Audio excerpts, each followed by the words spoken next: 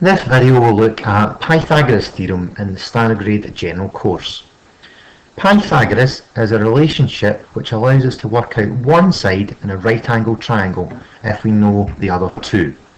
One piece of terminology used is the word hypotenuse, which just means the longest side. It's the one diagonally opposite the right angle as shown in this diagram with the arrow.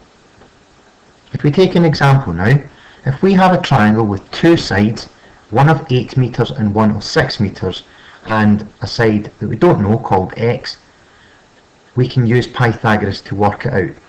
Clearly, in this example then, x is on our longest side, it is our hypotenuse, and Pythagoras' theorem states then that that side squared, x squared, is the other two sides, 6 and 8, squared, and then added together. So the longest side, x squared, equals the other two sides squared and then added together. So x squared equals 6 squared plus 8 squared. Well, 6 squared, 6 times 6, that would be 36. 8 squared, 8 times 8 gives you 64. This gives us a grand total of 100. Be careful though, you've only worked out here what x squared is, not what x is. So we need to go back a bit. X then is the square root of 100. So if x squared equals 100, x equals the square root of 100. And the square root just asks us what number multiplied by itself gave you 100. Well, that would be 10 times 10. So the number is 10. So in the triangle with sides 8 and 6, the longest side, the hypotenuse, would be 10 meters. Taking another example now, we have a side of 12 and a side of 13, and a missing side labelled as x. Well, clearly in this example, you should see that 13 this time is the longest side. We actually already know it. So we rearrange the formula slightly.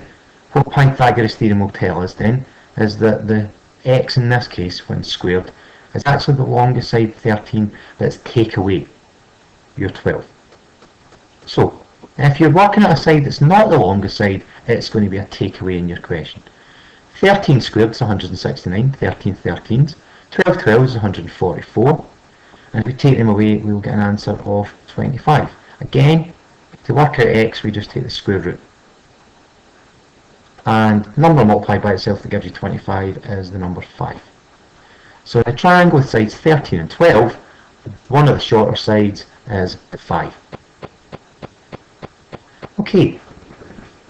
Sometimes in questions though, they won't work out to quite as nice round integer values or whole number values.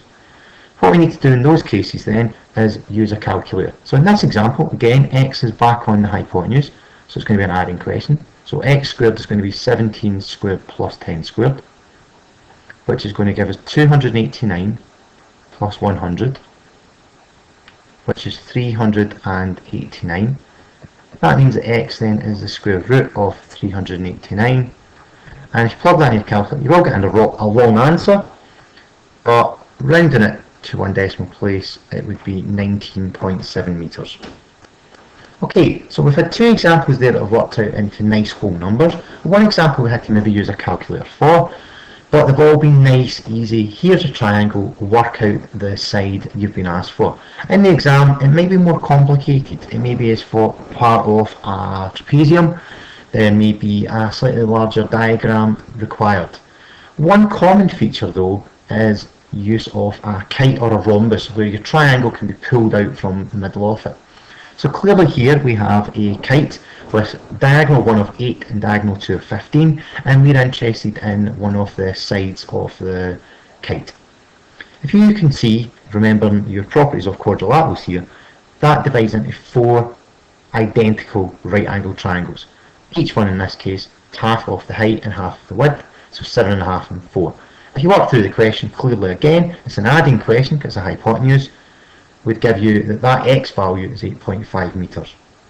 Okay, quickly summarising what we need to remember then. If it's a long side calculation, you're going to be adding. So it's going to be x squared equals something squared plus something else squared. If it's not, it's going to be a takeaway in the middle. You should have 5 lines of working. That will be 3 lines of working for x squared and 2 lines to work out your x value. Make sure, last of all, your answer is sensible. If you're working at the longest side, make sure the value is larger than the 2 other ones you already had.